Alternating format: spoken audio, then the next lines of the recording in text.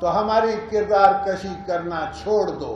اگر ہم نے آپ کی شروع کی تو پتہ نہیں پاکستان بننے سے آج تک کتنے جنرلوں کی شروع ہو جائے گی. اور یہ ہماری آرمی ہے، یہ ہمارا انسٹیٹیوشن ہے. آپ نے 3 سال رہنا ہے، اس کے بعد آپ نے چلے جانا ہے. ہمیشہ کے لیے ہم نے رہنا ہے. تو ہمیں مت تنگ کرو. اگر ہمیں تنگ کرنے کی کوشش کی تو ہم آپ کی بھی اینٹ بجا دیں گے. مفاہمت کی سیاست کے علمبردار آصف علی زرداری کے صبر کا پیمانہ بھی لبریز ہو گیا. کہتے ہیں کہ بی بی کی شہادت پر بھی پاکستان کھپے کا نعرہ لگایا، مگر اب حد ہو چکی ہے. ابھی ہم نکلے نہیں، للکارنے والے جان لیں، اگر میں کھڑا ہو گیا تو صرف سندھ کی سڑکیں بند نہیں ہوں گی. ہر بھی چیز میں آپ ایک گیم بنا دیتے ہیں اور اپنے آپ کے پالے ہوئے پٹھو جو ہیں طوطے جو ہیں بیٹھ کے ٹائیں ٹائیں کر رہے ہیں، اور جس میں آپ کا واسطہ نہیں ہے، جس چیزوں میں آپ کا کوئی سروکار نہیں ہے. لوگ مجھ سے پوچھتے ہیں کہ آپ نے کیا بی بی کی شہادت میں پایا. میں انہیں کہتا ہوں میں نے 18ویں ترمیم دی، مگر 18ویں ترمیم میں پروونسز کو آپ کو اگر میں وہ حق نہیں دے سکتا تو پھر کیا فائدہ میرا 18ویں ترمیم کا. پھر ہم بھی لڑیں جنگ کریں گے، پھر ہم بھی لڑیں گے. اگر آپ صرف جنگوں سے ڈرتے ہو تو ہم جنگ کرنا جانتے ہیں. یہ مت سمجھنا کہ ہمیں جنگ نہیں آتی. ہمیں ہی جنگ آتی ہے اور کسی کو نہیں آتی.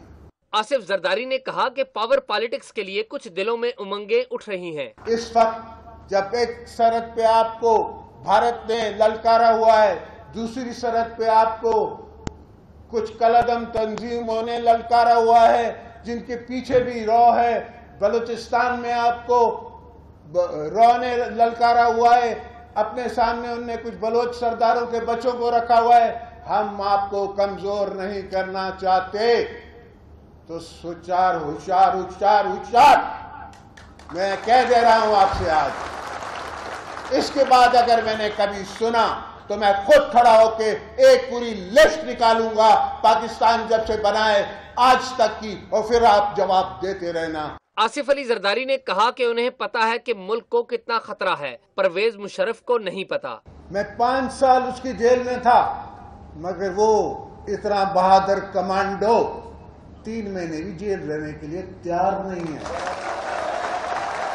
آصف علی زرداری کا کہنا تھا کہ RO الیکشن کا مقابلہ نہیں کیا جا سکتا اور اس کے مقابلے کی ضرورت بھی نہیں. کپتان کے ساتھ استعفیٰ دیا ہوتا تو فوری الیکشن ہو جاتا. کیپٹن صاحب آئے تھے تو اگر ہم بھی ان کے ساتھ ریزائن کر دیتے تو اس وقت الیکشن ہو جاتا، مگر ہم چاہتے نہیں تھے الیکشن ہونا.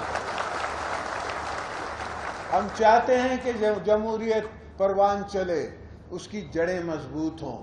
آصف زرداری نے کہا کہ سیاسی اداکار خود ارب پتی بن گئے ہیں، اب وہ سیاست کو بدلنا چاہتے ہیں. جب پیپلز پارٹی ہلتی ہے تو سب ہل جاتے ہیں، جسے روک لیتے ہیں وہ رک جاتے ہیں. سابق صدر آصف علی زرداری نے کہا کہ دنیا اپنے مفاد کے لیے ہم پر جنگ مسلط کرتی ہے. کچھ لوگ کسی اشارے پر پیٹ پر بم باندھ دیتے ہیں اور ہزاروں افراد کو شہید کیا جا چکا ہے. کیمرامین شبیر ڈار اور ساتھی رپورٹر قمر زیدی کے ہمراہ اعزاز سید، جیو نیوز، اسلام آباد.